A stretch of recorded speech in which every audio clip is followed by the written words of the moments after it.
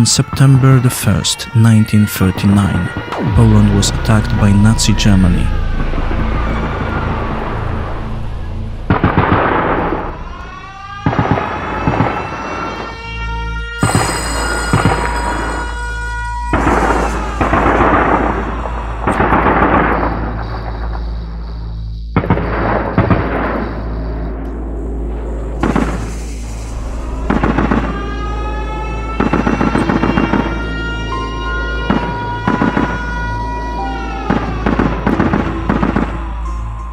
On September the 17th of that same year, it was attacked by Communist Russia.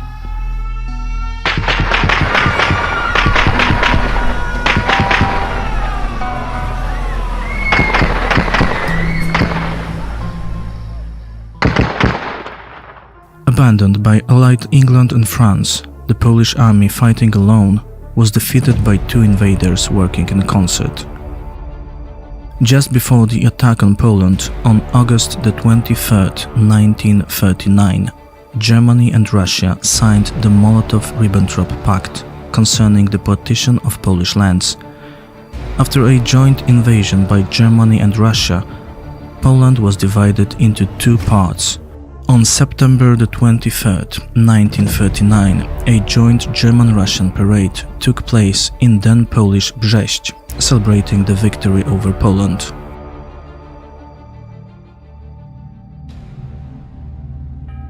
On September the 28th, 1939, a treaty on borders and friendship of the Third Reich USSR was signed in Moscow.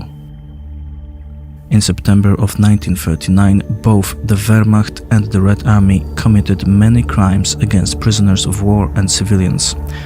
The murder, torture and deportation of Poles were constant elements of the occupation policy of both totalitarian states.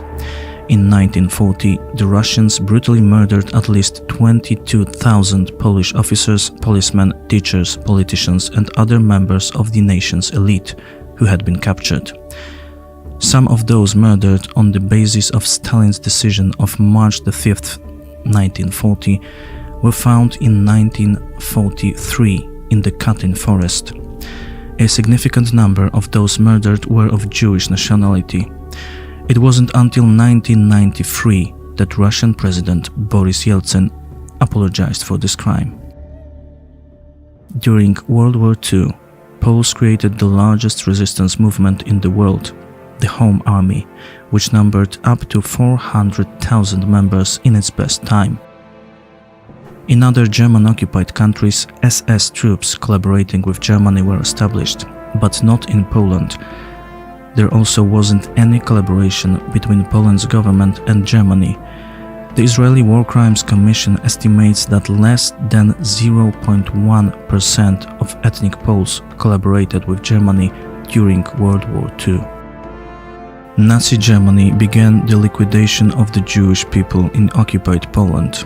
Despite the fact that Poland was the only country in which the death penalty for helping Jews was imposed by the Germans, it was here that Żegota, the only secret organization in the world aiding Jews, was created by the Polish underground state. Poles saved more Jews than any other nation in the world. We saved between 100 and 150,000 Jews.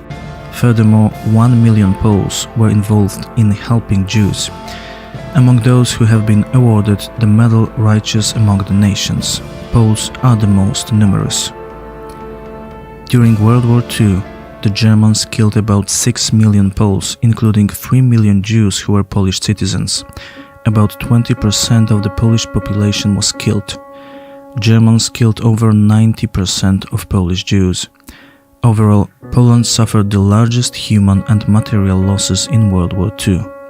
As for Russia's crimes against the Polish nation, between 1939 and 1952, 1,800,000 Polish citizens fell victim to Joseph Stalin's communist repressions. Most of them were deported somewhere in the Soviet Union, of which 150,000 lost their lives. After World War II, Poland was under Russian occupation. The Russian army left Poland only in 1993. To this day, we have not received due war reparations either from Germany or Russia.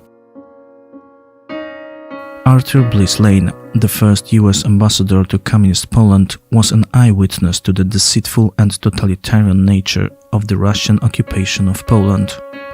He concludes his recollections of his mission to Warsaw with the following words. The responsibility of preventing a communist seizure of Italy, France, or any other country and of restoring freedom to Poland and to other nations rests on the people of the United States and of all other democracies.